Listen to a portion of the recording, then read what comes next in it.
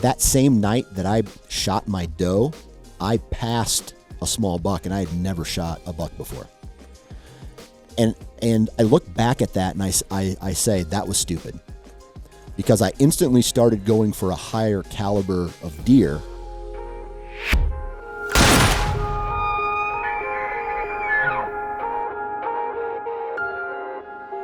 All right, what is up, everybody? We got him, everybody. We got the man, the myth, the legend, Dan Johnson from the Nine Finger Chronicles podcast and the Sportsmen's Empire, yeah. Podcast Network / Outdoor Network. You're doing all great things in the outdoor content realm, Dan.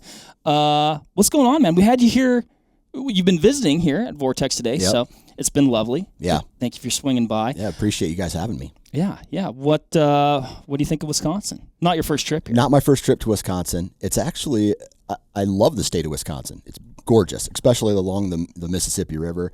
But I had a buddy live just east of here in Madison, or south of Madison, for several years. So I would drive the interstate right by your guys' facility 4 times a summer when I'd go up to his cabin and hang with him. And I'd always see it from the interstate, and like I said earlier today, it didn't look as big as what it is. Mm-hmm. I mean, this place is huge, man. It's grown over time, for sure. Man, like we're just talking, it's so crazy. We've known each other, I guess, like 2006, I think, actually. Yeah, I mean, since, you know, via, I guess, mostly like email or phone or something like that, and it's just like, it's so crazy to me that this is really like the first time we're getting to visit. Like, it doesn't feel like the first time we're getting to visit face-to-face, which I guess that's the magic of the electronic connectivity we have these days. But no, man, it's cool. It's cool. Yeah. It's awesome having you here. So it's been fun. Yeah, I appreciate everything, guys. Like I said, it's cool, this world that we live in. There's so many people. Like, it's just this spider web of people, and it's almost like you get to know them, especially in today's technology through phone calls and stuff. And it's like, well, I know you. This is the first time I've ever seen you with my own eyeballs, but I feel like I know everything about you in a way. Yeah. It just doesn't feel like it. So yeah, that's awesome. We were going over, Dan. I'll just say it. You're charismatic, pretty fun dude. So we were going over you were kind of asking some of the parameters of the podcast as far as language goes, and we keep it pretty clean around here. The occasional bleep, but I was like, man, if I had it my way, we'd be going full Dan right now. But I got to tone it down. Like, it's funny, once kids get brought into the world, the levels of everything shift and everything has to change. So unless I'm extremely angry and the fuse has been worked all day long, you know what I mean? Then my kids don't ever get to see thank God, they don't get to see the 20-year-old Dan Johnson or the even early 30-year-old Dan Johnson. It's, I don't know, and you just get older and you get wiser, and I don't know, you're able to say the same thing with less descriptive words, if you know what I mean. You become creatively articulate. There you go. Sometimes I don't feel like it carries the same weight. Trust me, if I want someone's attention, I'll say what I feel, but I don't know. Things change. Yeah, they do, man. They do. Kids change everything. I always say they're the most. They're all-consuming, life-changing. Nothing about your life is yours or about you anymore, and yet somehow they're the best thing ever at the same time. Exactly. So. It's like when Homer Simpson in The Simpsons says, like, alcohol is the cause of and solution to all of life's problems. Right. That's almost like you could describe kids that way too. It's like, I love everything about my children, but I hate everything about my children at the same time. Yes, it brings me great joy, and it has also the ability to destroy my life. Exactly.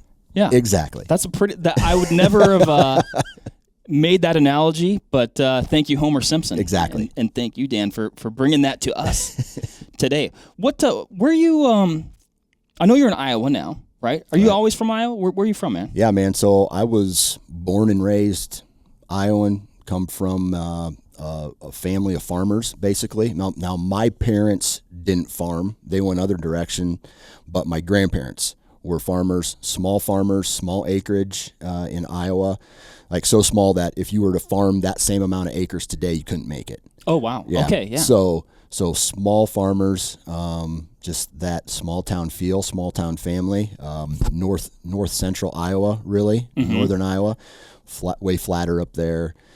You don't talk about the big deer in that part of the state like you would in other states, but that's where I guess the start of the Dan Johnson story kind of, that's chapter 1, I guess you'd say. Okay. Yeah. Cool. And then what part of Iowa, are you in that same region of Iowa now, or? So I am southeast of there, about an hour and a half now, in between two bigger cities. So yeah, eastern side of the state. I'm 45 minutes from Illinois. Gotcha. Yeah. Lifelong hunter? How'd you get into that? Man, that's a crazy story. Like, again, mom and dad didn't hunt. But wow. Yeah, but I was brought into the outdoors through farming, right? So it was one of those things where it's too nice of a day to be inside, go outside. There was no, like, we grew up on the farm because my parents would go to work. They would drop us off at my grandparents, and they didn't allow, like, hey, you're going to sit in front of a TV all day. There was no internet. There was, here, go out and play in the barn. Go out and play. So it was just like picking up rocks, looking at worms. Oh, look at that bird. Let's throw rocks at it. Just all this crazy, like learning about nature just from being in nature. Like, ooh, that thing will stick you. That thing will make you itch. That thing, like, ooh, that's sappy or whatever. And it just like, so it was just an outdoor thing. Like, my dad would take me and my little brother fishing. Okay. Nothing serious, just like carp and bullheads. I had 2 uncles who were trappers. So cool. Yeah, so we would run trap lines every once in a while. What would you trap? Muskrat and whatever else got caught in the trap. Sure. I think mostly they were going for muskrat, sometimes beavers. But most of the time it was like, and coons, right? So my uncle, we would run trap lines every once in a while, but then for a while there, he was in college. And so my grandma had to run the trap lines while he was at college because he played football. And so I was that kid who was tagging along, and I would carry the baseball bat. Oh, dear. And it was like, go get him, And so then my grandma would take him out of the trap, throw him in the back of the truck, and we'd run this little waterway over by where my grandma lived. And those are just some of the beginning of the outdoor memories. And from there, it wasn't anything consistent. It was like, hey, I go up to visit. Then we moved to southern Iowa, and we would go and visit my grandparents up in northern Iowa, and my uncles would be like, hey, let's go pheasant hunting this time. So during the holidays, we'd go pheasant hunting, or we would go fishing, or we would just go do something. At the same time, still going fishing down home. And then that was kind of it. Because then you get into school, and then you get into sports. I was introduced into deer hunting, bow hunting, somewhere around 12 years old, and so that's when I started. But I didn't. It wasn't anything serious at that point. Gotcha. Yeah, I think about some of even like when you're like, I started like back when I lived in Washington, I was a very casual bear hunter. Like it was something that I could do because it was rifle hunting in August. Yeah. And now I'm like, why didn't I take that seriously? That was so cool. You brought up, you're like, you're a kid, and it's interesting, just the stuff that you do as a kid. You're like, you're outside, and you brought up throwing a rock. You ever kill a bird with a rock? I don't know, but I will tell you a story about the time that I have. Yeah. I'm just keeping. Oh, okay. No, I'm just gonna say this.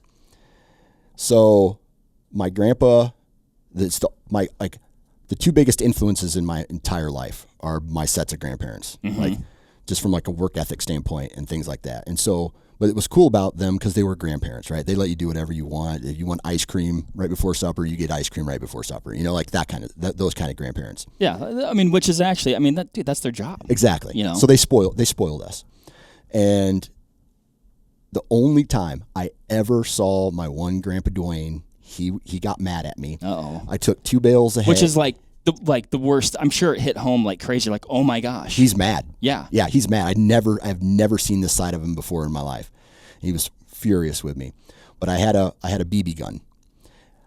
I went to the barn, got 2 bales of hay. I set it out this was out in the farm, right in front of a bird feeder. Dude, I was popping cardinals and finches and like all these animals. Like he thought I was theoretically. Yeah, he thought I was supposed to be in the barn shooting sparrows or pigeons. Right here I am, and this is where I knew hunting was in me at some point when you're building a ground blind. And he comes back in the driveway from coming out in the field, and he sees me behind me and my brother behind these bales of hay. My brother sees him. He looks at me, and my brother takes off running.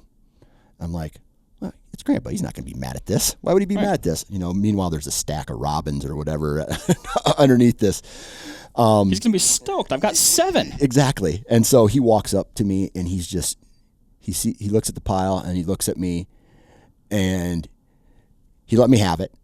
And then, but the thing about it is, he gave me the gun back. And he's like, only shoot sparrows and pigeons. And then that was it. Yeah. Right. So I don't know, that's just a funny story from the when my grandparents were alive back in, like 86 or something like that. Yeah. I mean, you bring up like something, what I think is interesting. Like you said, like, like when you're, an adolescent, like I guess for you and I, like,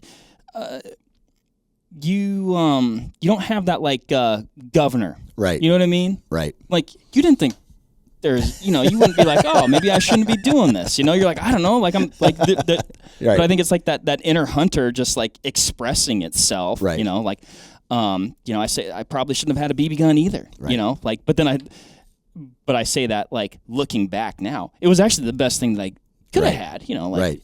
And eventually you, at least I know for myself, like, and it sounds like you kind of go from like somewhat indiscriminate, but you don't really, you're not thinking about it in that way. You're just kind of, like I said, like expressing that inner hunter, and then you're like, okay, now I selective harvest on starlings. Yeah. That became my thing. Exactly. Exactly. But no, that's too funny, man. But and I think it's a good example also, like you're just like out there, like trying to figure it out. Like, yeah. Okay, well, how can I be more effective? What strategy should? Well, apparently I need to hide a little bit better. Why are they flying away when I get close? Yeah. Yeah. You brought up bow hunting about 12. So that's early. Like when you're like, oh, I didn't really grow up in a hunting family. Like bow hunting about 12 though. Like that's young. Yeah. It was more of an archery thing, right? Okay. So it was like this turquoise fiberglass traditional bow. Okay. Right. Yeah. And it was like a handful of arrows, and that's where it kind of started. I remember going into the woods, sitting on a bucket, and just like so close to the road, I could see my mom's reflection of her windshield on the road. I don't even know if I knocked on door to get permission on this farm. Right. Right. So this is like early 90s. And so I walk in and I just sit in the woods. My mom didn't know really what was going on, and had a stepdad at the time who did a little hunting, and so every once in a while I'd go out with him and things like that, but it was never serious. Right. I enjoyed doing it, but I was always thinking about like hanging out with friends and sports and student council and things like that. And went through middle school, did some, still doing a lot of fishing. And when I say a lot, I mean on the weekends or riding a bike to a pond or a buddy's farm and going fishing like that. And like even through high school, I would do a little hunting, but then, during the fall you had football games, and so you're tired Saturday mornings, and then maybe you'd go out Saturday night, but probably not because there was girls to chase or, so then that left Sunday morning or Sunday night. And then, it was just, it really didn't, I enjoyed doing it, but it really didn't take hold quite yet. Yeah. And I think a lot of it had to do because I just didn't understand it quite yet, what the point of it was. Right. Yeah. So. Yeah. I grew up in a hunting family. So like very I would say like the easiest, most natural path into it. And I was definitely into it. In our state, we had you had to pick, so you could either bow, rifle, or muzzleloader. So I grew up in a rifle hunting family, but that always took place in October, November. Those were the months that we hunted in. So again, we'd have football on Friday, and on Saturday we'd have Saturday practice. But I probably should have told the coach that I was never going to show up for Saturday practice, because I never showed up for a single Saturday, because it was during deer season. I'm like, I don't know, they'll understand. Right. Didn't see too much Friday night time either, which I don't know if there's like a correlation. You must not have been a natural athlete then. Yeah. I think it was maybe a combination of things, actually. Right. But and also I guess I was I didn't have girls to chase on Saturday night like you did, Dan. So I didn't either. I still chased him. Like that 2-year-old buck exactly. running around. No, I'm not getting any of the action. I'm practicing for when it does come down. I'm doing a lot of running though. I've run quite a bit. I'm getting some good exercise. So what was like that tipping point then when you're like, you're obviously very serious now. Yeah. What was like, or was it just like a gradual, progression, or was it like, no, like one thing was just like, bam, like, no, wait, this is like my life? Yeah. So it's kind of funny. I had my life, the year's 2006. Okay. And my life is like a country western song at this point. Like, lost my job, I moved, I was down in Alabama for a handful of years. I moved back to Iowa. Okay. Had a girlfriend at the time, like, oh, we're in love, we're going to get married, blah, blah, blah. That didn't happen. That ended. Lost my house, had to move back in with, because, double income. I lost my job. Here I am, like 26 years old. Like, life all of a sudden just goes in a completely different direction, right? And I had to move back in with my parents, right? And my buddy, who I hung out with a lot back then, we're still good friends today, my buddy Brent, and he's like, dude, you got to meet this guy. I got a guy you should meet. I'm like, okay, what's special about this guy? Well, he's a big time deer hunter. He likes to deer hunt. And I'm like, yeah, okay, man, I'll meet the guy, meet him at a bar.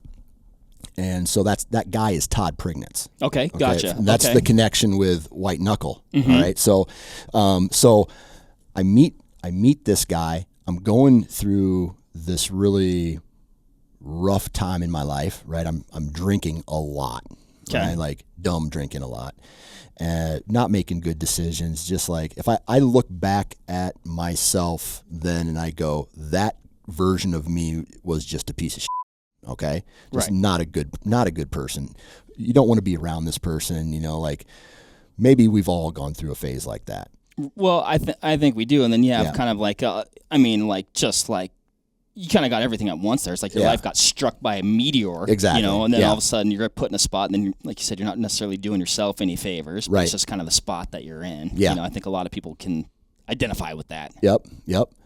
So now going back to 2005, when I got the finger cut off, I had this insurance money. Okay, so this is money I got from getting my finger cut off. I used that money in 2006 to buy a bow, buy a video camera, and there was one day in the woods in early October when I was sitting in a tree, and I didn't see any deer really. It was just one of those beautiful, the leaves are all still on the tree, vibrant colors, the sun is setting, and there's like this tint to the air. It's like this yellow, like the maples, like all these maple trees, like just gorgeous. Dude, I took a picture. I'll have to show you a picture after the podcast. I can picture it. And something hit me right there. And it was just like, I love where I'm at right now. I love this, like, I can almost feel the air, smell the smells from that moment. Wow. Right now. And just remember where it was like a beacon of light kind of was shining down on me saying, dude, you got to do this more often. And I said to myself, I want to do this as much as possible every single day. And that's even without killing a deer at this point. Right. right? So, a couple days later, I shot my first doe. And then later in November, I shot my very first buck with a bow. I didn't know about deer hunting at this point still, right? And so it was that first season that really built the foundation and solidified the beginning of what was this ingrained passion, whether I had it in me and it needed that moment to come out, or it was that particular moment that changed my life. Right. So we had this moment, and then again, my life just goes. And since 2006, it has been about deer hunting and been about bow hunting specifically. I think I've killed one deer with a gun. Oh, wow. Yeah. And I don't gun hunt anymore except for turkey hunting. It's all about archery for me. It's all about the pursuit of these animals. It's all about getting outside. And then, so it's just this flood. Yeah. And it's like I joke with some of my friends who are in softball leagues, or they go to the bars at night with, or they have fantasy football and things like that. I don't do any of that stuff. I do deer hunting. Right. Or I take some trips out west to bow hunt. The rest of the time in my life is with family and with my kids and being a coach and with prepping and planning for the next, the next bow hunt. So that in 2006 was just this, it's almost like that's where my life began.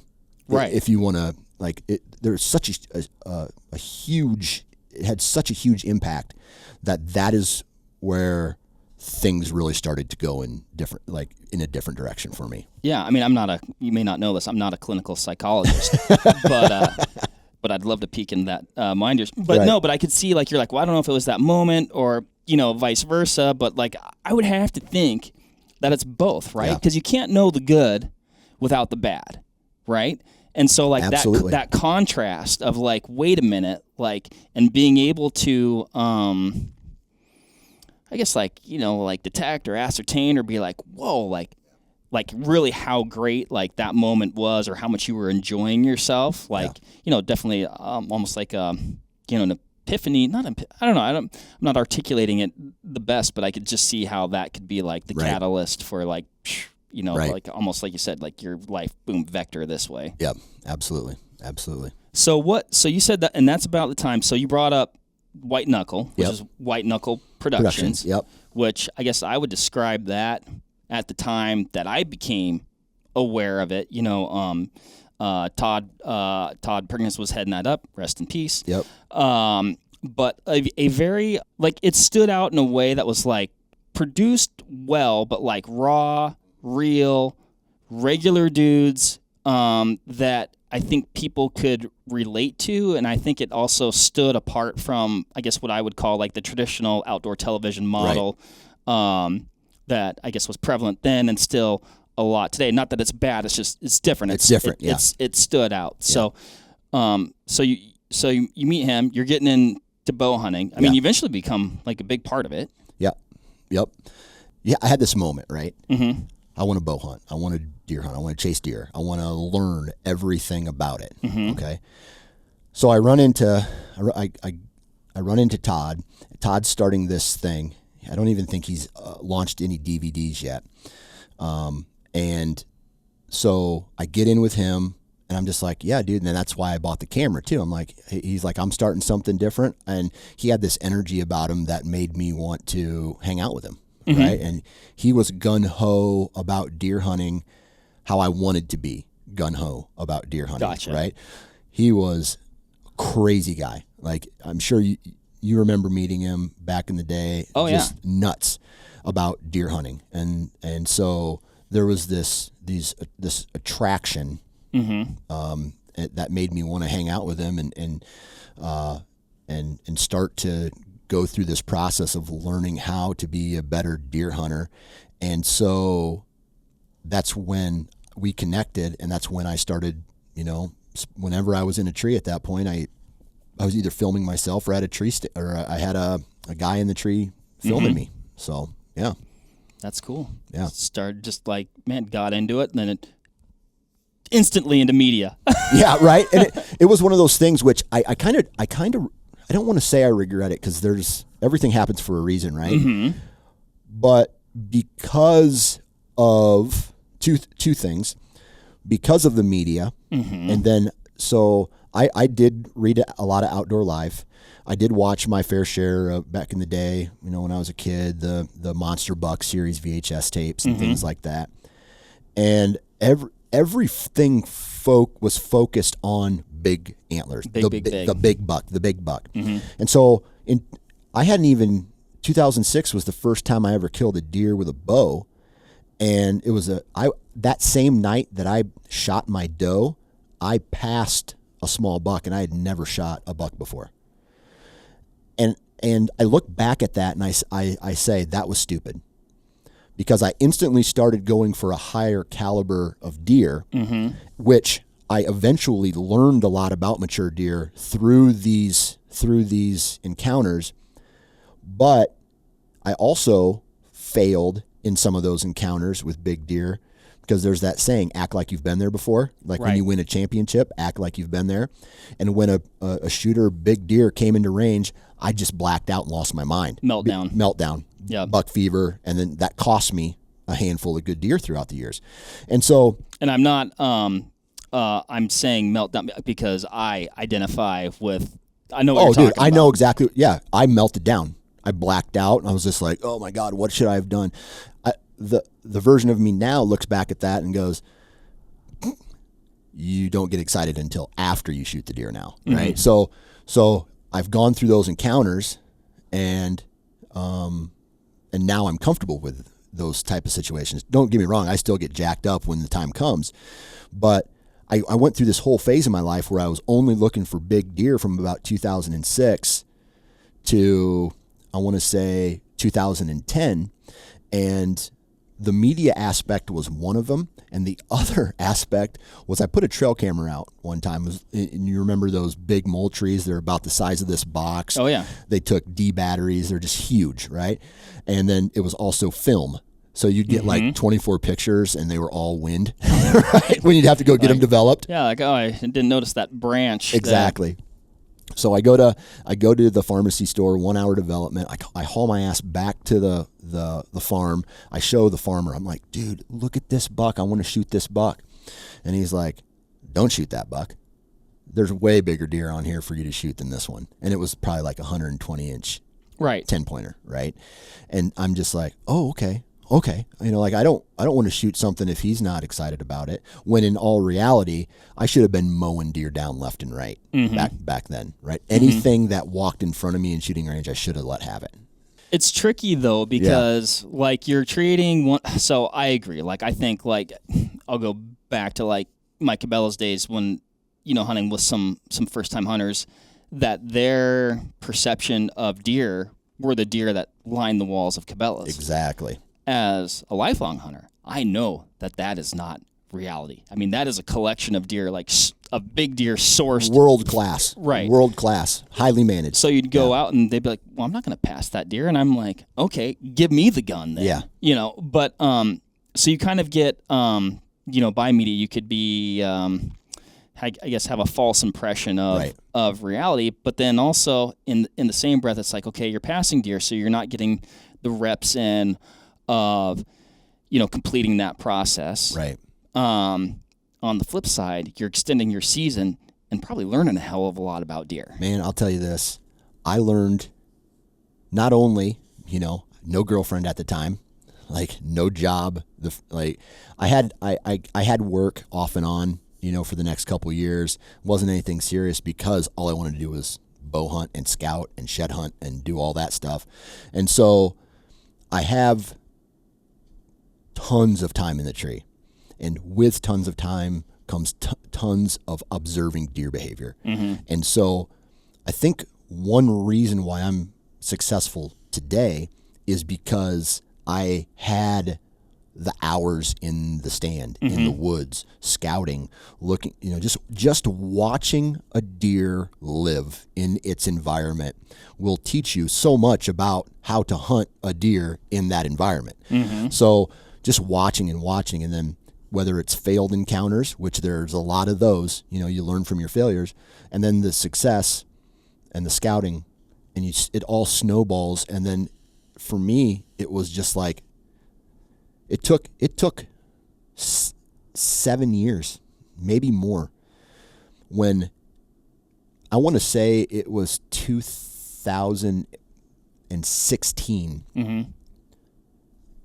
It clicked for me, and it was almost like the Matrix, where Neo, he's not even looking like, here is a bottle, here is a block. It was like code. Almost. It was. Right.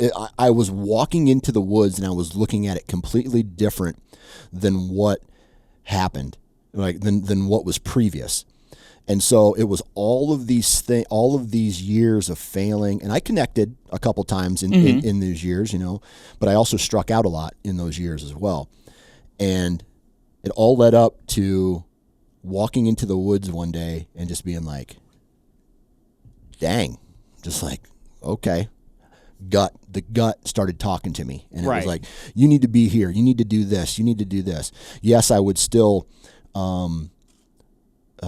like have these internal conversations and talk a lot to myself about how or question my decision making, and then slowly that even starts to fade away, where it just becomes like a reaction. Like you hold your hand over a fire, you pull it back. That is what the decision making is like now. So it's just it really is an evolution in this last, what is that? That's 17 years now of deer hunting, that all has led up to what I'm doing now, to be honest with you. So it's kind of hard to explain. Yeah. Well, I mean, it's interesting. Like you said, though, you get that, I guess, you amass those experiences, and then collectively they just kind of become part of your psyche, if you will, or whatever. And you just, like you said, you just start. You're able to read the woods differently. You're able to, read sign differently. You have all these, different experiences. You can see how deer are acting, and then there's just that. And I don't claim to be a hunting pro by any stretch of the imagination, right? But there are those times that I feel are. Like, you don't even know why, but you're like, it's going to be good. Yeah. And it could be whitetail hunting. It could be something else. You're like, and it doesn't necessarily have to do with like, oh, I saw a bunch of big rubs or something like that. You're like, you just, like, I don't know if it's like barometric pressure and your body is knowing more than you are able to, actually just like decipher, like from a, I think just logically or something like that. But I think subconsciously you've been in these environments before.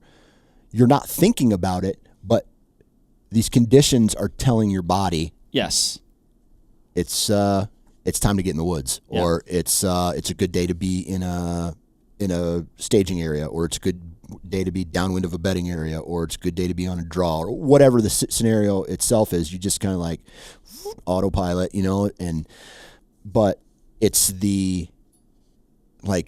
that first 2006, 7, and yes, I did kill a deer in 2006, that first season, but then I didn't, and then I was like, okay, what? And I was sitting field edge. I was sitting a lot of field edges, and this is where Todd came into play.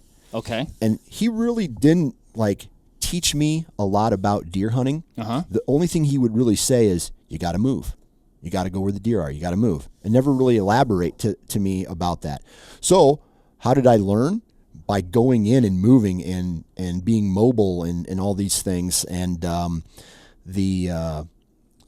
was the failure and the access and blowing deer out of the woods and never seeing them again that led me to all these micro adjustments to this strategy that allowed me to be like where I'm at today, and that's a pretty good place. So that's super cool. Well, and even just that's actually a pretty good tip when thinking about it, from just like, you got to move, like whatever decision you made, whatever deer you bumped on the way in, it's still a fresh sit. Yeah. You know, the deer haven't seen you sit there before. Right. So, Right. that's interesting. Well, and then, okay, so what's next? So we've got eventually, Yep. and fill in the gaps here, but I tune into the old Wired to Hunt podcast. Yep. And there's my homeboy Dan Johnson.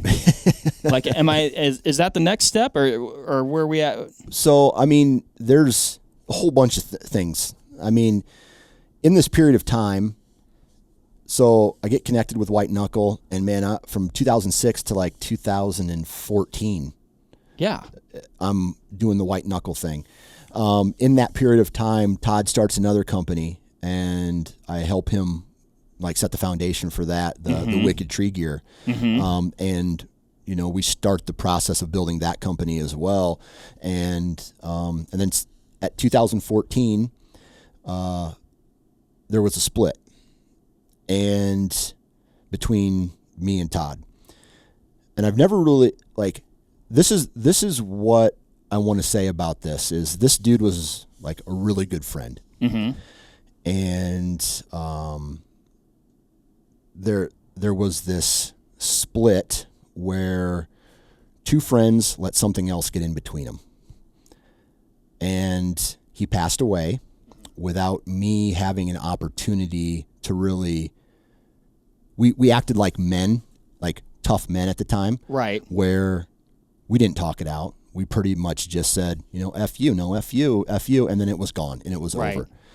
And so then he passes away, and I don't regret much in my life, but there was a part of this where I wasn't able to talk to him anymore about this thing.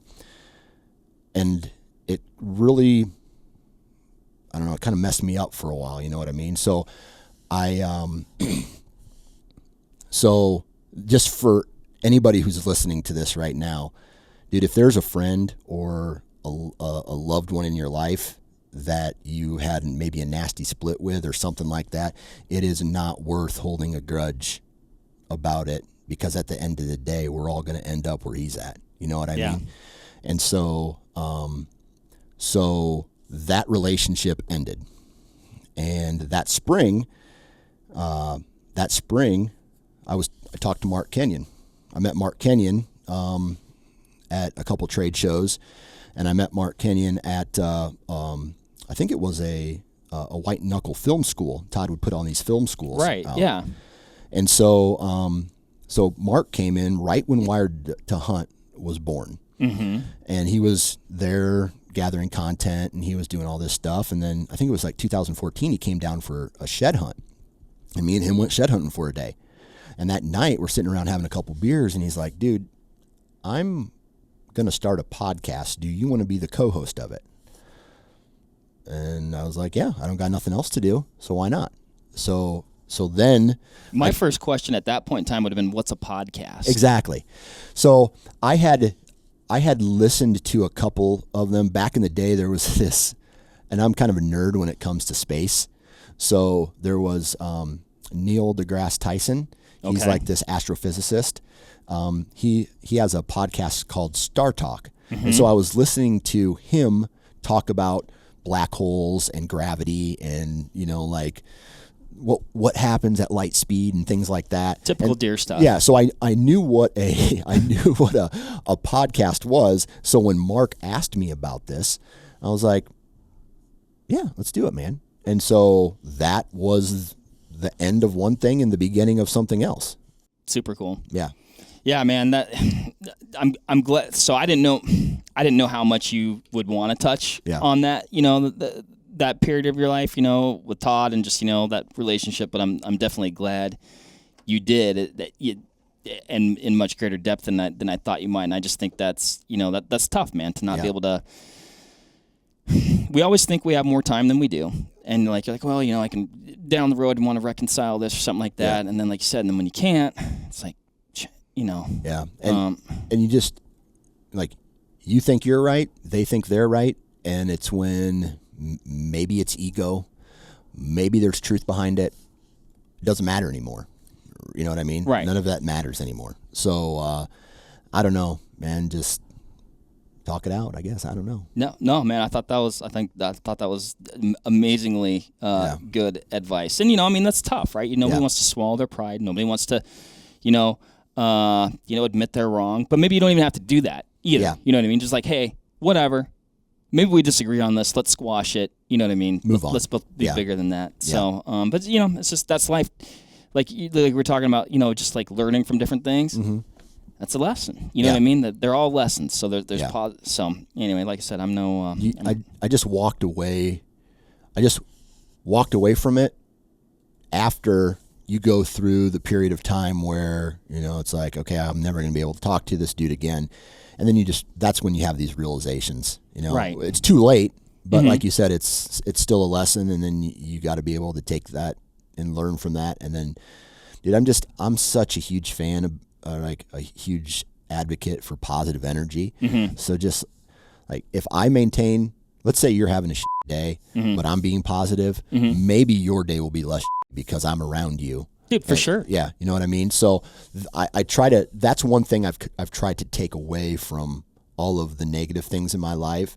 It's just like, number one, your problems are nothing compared to other people's problems. Mm-hmm. So, but if you're there, not even to just talk to someone, but just to be a positive vibe. Mm-hmm. And if someone is happier because they're around you, well then, man, that's good enough. Mm-hmm.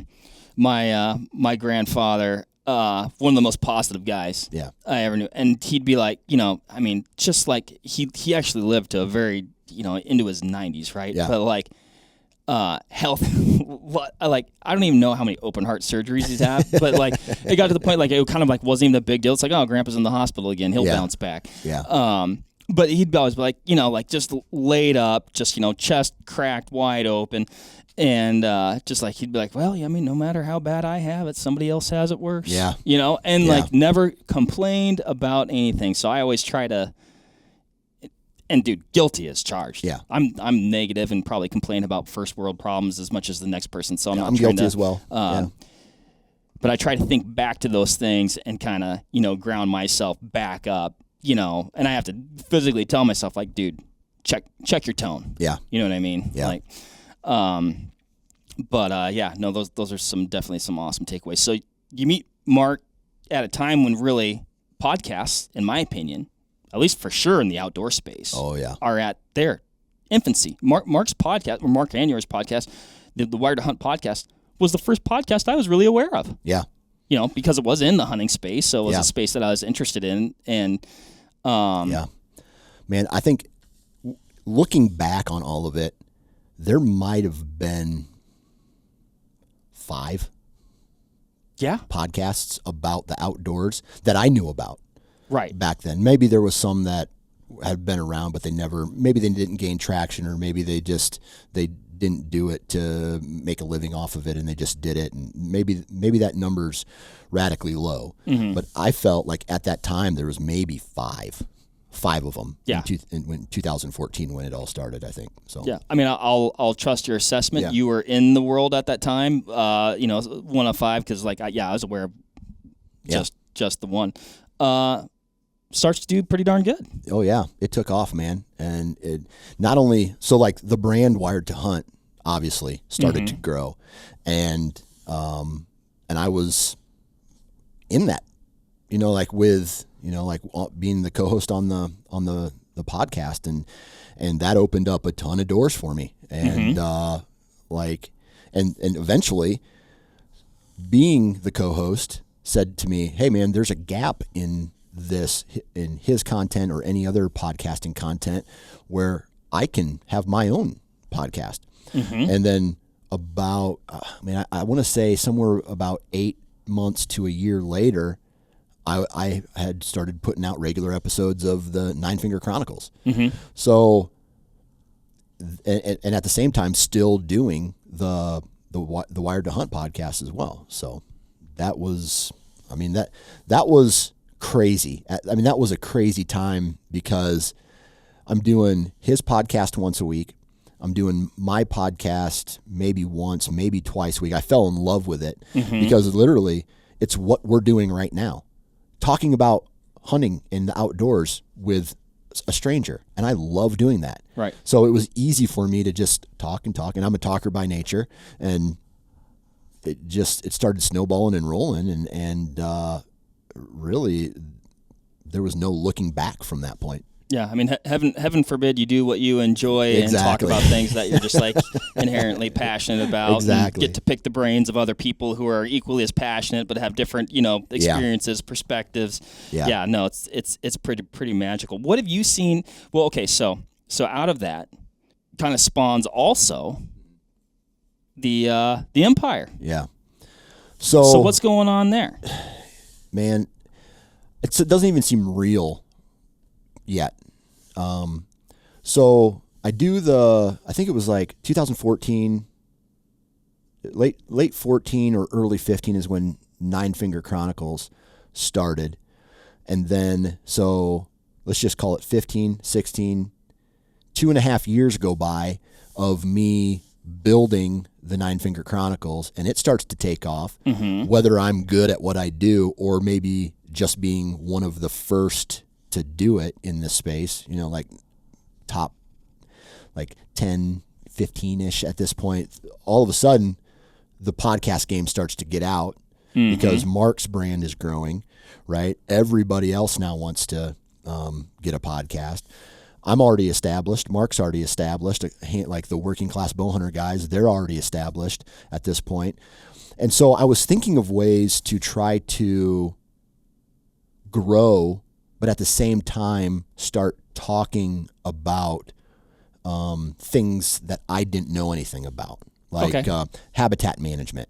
I'm not good with like tuning my own bow or like DIY type guys or things like that. I don't know anything about Western hunting per se, other than my very small experiences, right? So I wanted to find ways to take something that was already growing and fairly popular with the Nine Finger Chronicles podcast and get more people on there to talk about what they're good at.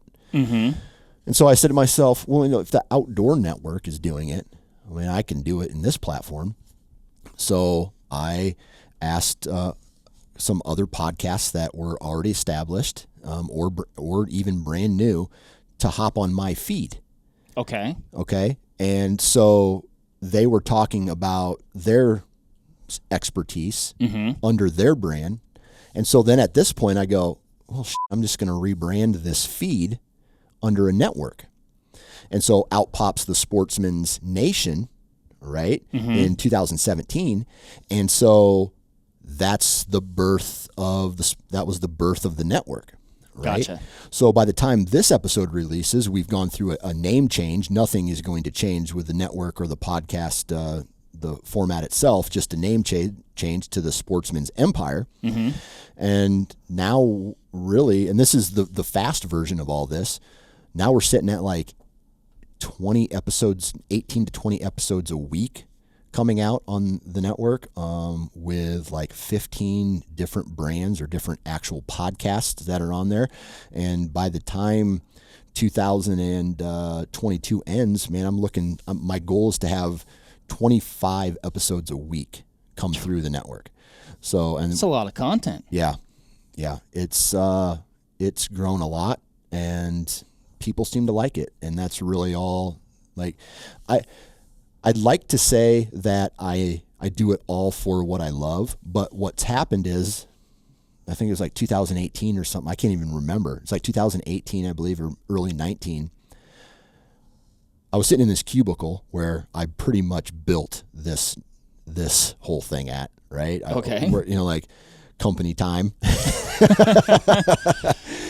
It's where sometimes there's a gray area between your full hustle and your side hustle. Right. So I'm doing my job. I get my job done, and I'm sitting here with this extra time, and I start. I'm working on it. So one day I go into work, and they say, "Hey Dan, we're having a meeting in this room. Why don't you come in?" There's probably about 30 of us, and they lay 30 people off just like that. All right, that's my last day at the job. 30 people, company cut, gone. Right at that time is when I started gaining a lot of traction with the Sportsmen, the network, Mm-hmm. right? Okay. And so that's when it started. It at that point it became less about, hey, this is fun, this is great content, and yeah, I had monetized it a little bit, but at that point it became, I want to do this as my job now. I don't ever want to sit in a cubicle again. I want to be my own boss. All these things, and that is when it became. It's still the passion that drives, but it drives the business now. Right. And you could look at like, oh, that's terrible that you got fired. Probably the best thing that ever happened to you. It is the best thing that ever happened to me. I'm a better father. I'm a better husband. I'm a better person because happier. I was doing something that I didn't want to do for 8 hours a day. And it was almost unfair for me to be working at this place because I didn't care one way or the other if that company succeeded or failed, right? All I cared about was this passion in my family that I have. And so I got axed, and the first question out of my mouth to my boss after they told us they were fired, I said, hey man, what time am I going to be able to get out of here today? Because I want to try to fit another episode in, record another episode. No joke.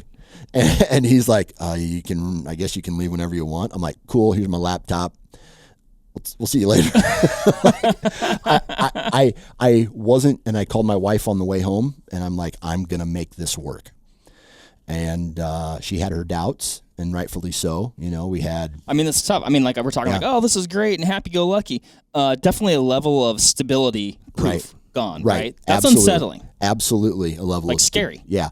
To the point where I don't even know if my wife knows this or knew this, but they're a family of 5, and I had $7.29 in my bank account because I was grinding so hard to make this work. And then I had my first big sponsorship check or advertising check come in. And from there, it was like proof of concept. It can work. Yeah. I would still be disabled if I told my wife that, hey, listen, sweetie, not sure how the next couple weeks are going to go, but I only have $7 in the account. She would have hit me with something, whatever was closest, or moved out or something like that. You know what I mean? Not only am I upset, I'm going to need this insurance money. Yeah. So yeah, it's and just so then that check came in. Now it funds the family, it funds the business, and I'm able to do a lot of really cool things and talk to a lot of people whose voices would never otherwise be heard, right? Conservation talk, right? It's not like, I don't want it all to be about this awesome hunting strategy. That stuff gets the most likes, most clicks. Like if I titled a podcast, like 5 ways to kill big bucks, it would just crush something about. I'm gonna write that one down. There's the free tip for you, but then you start talking about conservation, and it's so important. Like the conservation aspect of it, the natural resource side of it, the ecosystem and environment side, it's so important that I said to myself, when the time comes, it is your responsibility to start talking about this kind of content too. So that brings us kind of up to speed to today as far as the line, if you want to say. I'm sure there's other questions in there somewhere, but like from 2006 to White Knuckle to Wicked Tree Gear to Wired to Hunt to Nine Fingers to the network, and man, just it seems almost so long ago, but at the same time, it seems like I feel like that period of time has been very quick as well. Yeah, I mean it's crazy just going through that timeline too. Just when you just start connecting the dots, like, oh man, it really is so amazing how, this led to that, led to that. Timing, circumstance, whatever. It's really cool. What have you seen in you're obviously in the podcast space. You got the network. that space has exploded. Yes. Over the last 10-ish years. Yeah. I mean, what else have you seen in that space? And I guess my follow-up question is that with the network, like what are your parameters for like, oh yeah, we'd like you to be part of the network? Yeah. So from part of the reason why I started the network was because I wanted there to be really good quality content available, right, at one feed, because there was a lot of crap out there as well. Right. Like whether it was poor audio, poor editing, or someone talking about a topic that had no business talking about a topic. Sure. Right? A lot of fakeness out there. Let's just call it that. Whether that's, like, here's what you need to do this, and that person had no experience behind them, right? I'm not trying to be the experienced person. I'm trying to bring other people on who are experts or have the experience on, okay?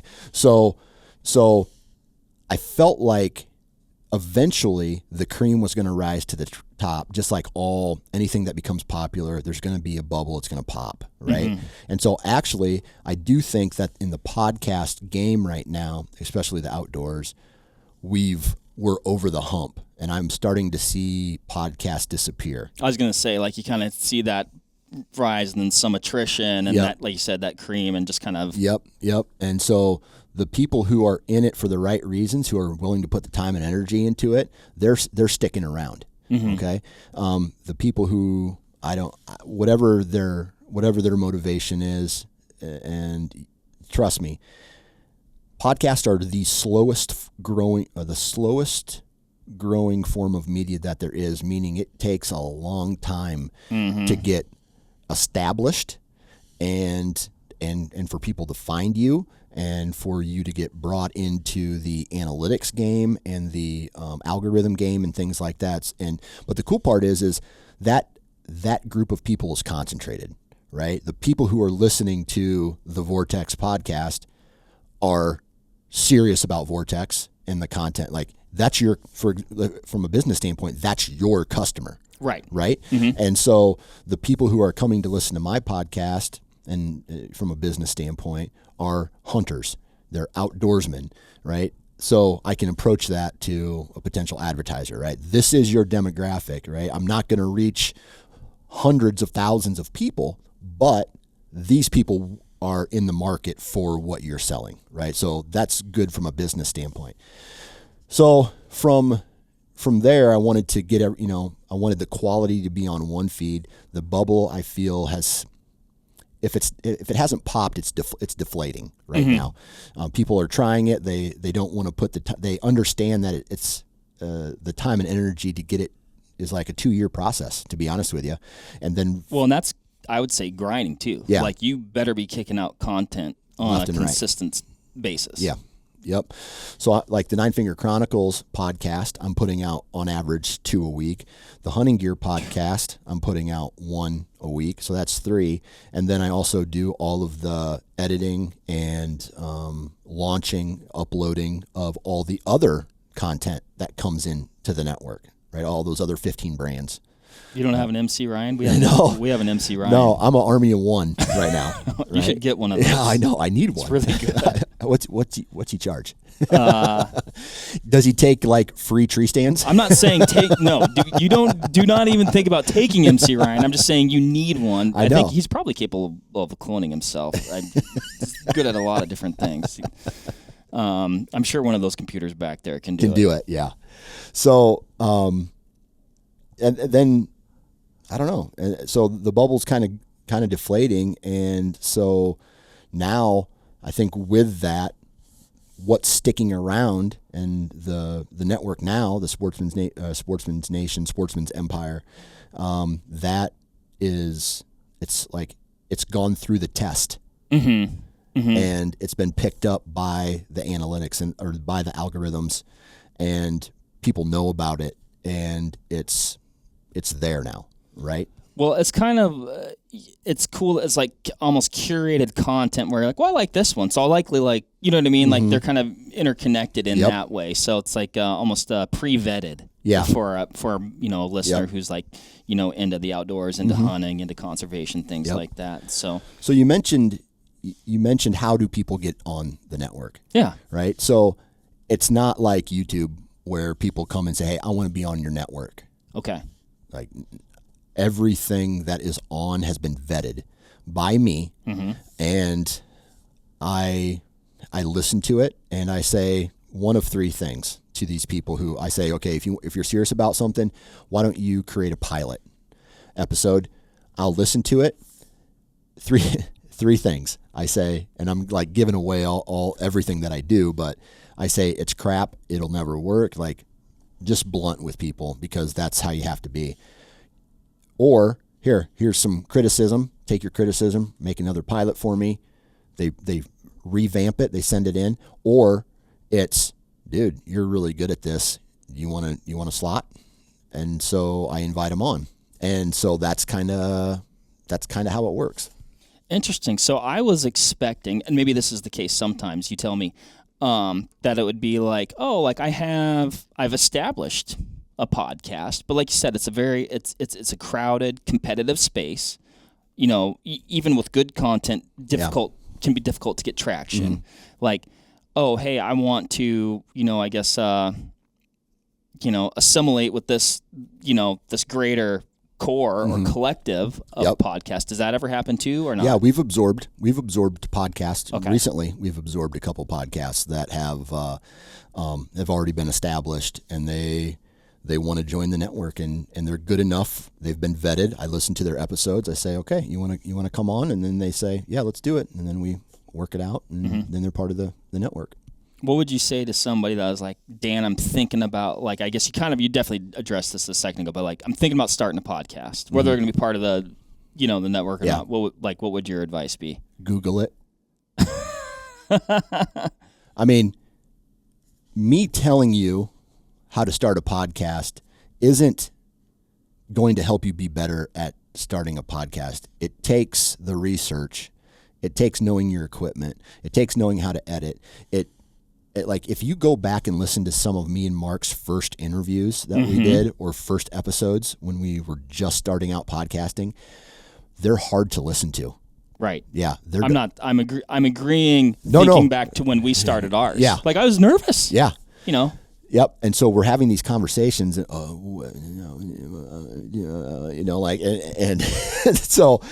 so we joke about that, those first 5-10 episodes, and so you have to go through that process to get to, like, I'm not to brag or anything, but I'm very comfortable in front on a microphone having a conversation with somebody.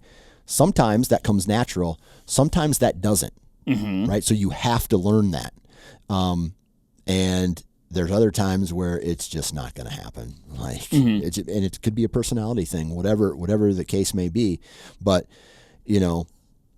I am the kind of person, just like my deer hunting. I was just going to bring it right back to that. Yeah. So like, man, if you want to get here, you have to go through here. And if you feel like you're going to skip some of this stuff, you can, with money and with, like more gear and like skipping ahead of lines or whatever the case may be. But that right there, this part of it is what makes this so sweet. The everything leading up to it. Yeah, like your comfort on the mic is directly correlated to just those reps, and those hard first reps. Consistency, right? Yep. Reps, consistency, getting comfortable. Yeah. There's so much that goes into it, and I'd say that's a big part of it. Yeah, that's life though. I mean, that's life in general. How do you like you want to be better at Excel spreadsheets? Guess what? You got to be in Excel spreadsheets. You got to do the research about how to do Excel spreadsheets. You want to be a better... I don't, Dan. I don't. Neither do I appreciate people that are great at Excel spreadsheets. Right. I don't. You want to be a better parent? You have to learn. It's a learn process. You don't I look back at when my daughter was born, and I'm holding her in my hands. I'm like, what now? What, totally. Like, what now? And so there's that. And so that's just life, man. You have to go through the weeds to get to the fishing hole. If that it makes as they sense. say. Yeah, as they say. Right. I like it. Okay, well you've cut a bazillion whitetail oriented podcasts. Almost 700 episodes just for the Nine Finger Chronicles. Yeah. That's when you know that people are insane about whitetails. Oh. When you can talk about it that much, people want to listen about it that much and keep listening. Those things. Yeah. I think it's because they actually have driven us insane. So I wanted to see, is there are there a couple tips that you've mined from other folks that you're like, man, that was kind of a game changer thing that maybe you use it, or maybe it even helped shape, some of the tactics that you use on a regular basis? What's cool, and this is the best part about me being the host of this podcast and talking to hundreds of people in the past X number of years, whether it's about gear or it's about strategy, is you can try to put together a strategy to go and kill a whitetail, and they will trump you. We talked about that earlier where we were saying, dude, we got to get in the woods tonight. And we could have the best feeling in the woods. We could have the best access route to our tree stand. The wind could be doing exactly what it's going to do. The thermals are kicking. It's one of those days where you're just like, I'm slaying today. On paper. This is going to work. I'm going to write. Yeah, I'm signing the check. Right. Yeah, I might as well punch my tag before I get out in the stand so I don't forget. Let me call it in now, right? And then the deer never shows up, or he takes a trail down further, or they bust you, or something happens, and you lose. The one theme that is constant with every story is people losing, but then not giving up. Yep. And then they get back in the woods, whether it's that next morning or it's a week later. They learn from their mistakes. They observe their surroundings. They adjust their strategy, and then they kill. Yep. So it's almost like it's not a strategy, but it's a new thought process. Mm-hmm. And that's the same thing that happened with me through 2006 to 2000. If we just want to even push it up to 2016, it was failing, learning, success. And so the theme is all these guys are getting it done in different ways, but it's the thought process, it's the mentality that they are learning from their mistakes, and they're more observant. And back in the day when I was hunting 30, 40 days a year, I'm hunting like 5 now. You know what I mean? 5 in my as far as Iowa's concerned. And so you're getting the job done because you've accumulated all this data. The data is important, but now you know how to use the data. Right. Right? You're almost kind of, it's like that working smarter, not harder sort of thing. Exactly. Now, I could go in early season and I could push the limits and I could try to get into where this deer's bedding, blah, blah, blah, blah, blah. Or I could be patient. I could wait till, I could check my trail cameras. I could wait till deer historically start moving. I can put up, or I could just be like, bang, trail camera, daylight picture, October 4th. I know this area. I know how to get in there. I'm going to do it. Mm-hmm. Right. And so it's not one strategy per se, but it's a mindset that really kills deer, if you ask me. Yeah. I mean, I look at like everything that you described there. All 3 could have worked. Yeah. Yeah. Yeah. You might be like, sweet, went in, got aggressive, got the buck that I was hoping to get. This is amazing. Yeah. I'm going to go buy a tag in X state. Yeah. I got time now. Yeah. There's a yin and yang there. All right, Dan, we're gonna wrap this thing up, but not without I've got some rapid fire trivia questions here. Let me get a drink for this one. Okay. Okay, clear the mind. I think you'll be rapid. Yep. Okay. I think Me and rapid just don't work sometimes. you'll be good. Okay, all right, good. Dan, a cat has blank lives. 9. 5 plus 4. 9. To say the word no in German, you would say 9. correct. Okay. The most popular pistol caliber is 9 mil.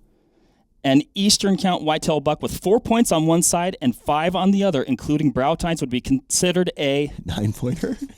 You nailed it. Thanks for making those easy. I feel like, hey, do that again. You ever seen the movie Predator? Oh, Where they shake hands, yeah. and then Arnold and what's the guy from? Oh my gosh, Carl Weathers. Yes, and then just like the flex off. Yeah, Dylan. The CIA got you pushing pencils. Good movie. Great movie. I love that movie. I can't watch, or I'll catch that on TV now and again. That's an instant stop for me. Oh, instant. No matter where it's at in the movie. Yeah. And Yeah. if I have the ability to like back it up, we're backing up. Yep. And I'm probably going to drop something that I probably should be doing. Like parenting. Likely. Or it is parenting because you're like, Mac, Ava, Knox, let me teach you something. And then you sit them on the couch and you just watch Predator. This is a classic movie. You might have nightmares for the next 7 months. It's going to be worth it. Yeah. It's a learning experience. I love it. Love it. Dan, thanks for coming out. Thanks for joining us here. I appreciate every minute of it. Super I appreciate fun. it. Appreciate the friendship over the years. Absolutely. And looking forward to what the days will bring, right? Heck yeah. It's all we can do. Yeah. So, awesome. All right, man. Thanks again. Yep, absolutely. We'll catch you guys on the next one. It's magic. Did that look like real? It does Okay, look good. real. Awesome. There you have it, folks. Thank you very much for listening. As usual, give this video a like if you liked it, comment something below, and give us a subscribe to the Vortex Nation podcast channel. It would mean a lot to us. Also, why don't you give us a follow over on Instagram while you're at it, at Vortex Nation Podcast. We'd love to hear from you over there, and we'll keep you updated with all kinds of cool photos and videos from our adventures that we do here. Otherwise, we will see you on the next one. Thank you again. Happy hunting and shooting, everybody. Have a good one.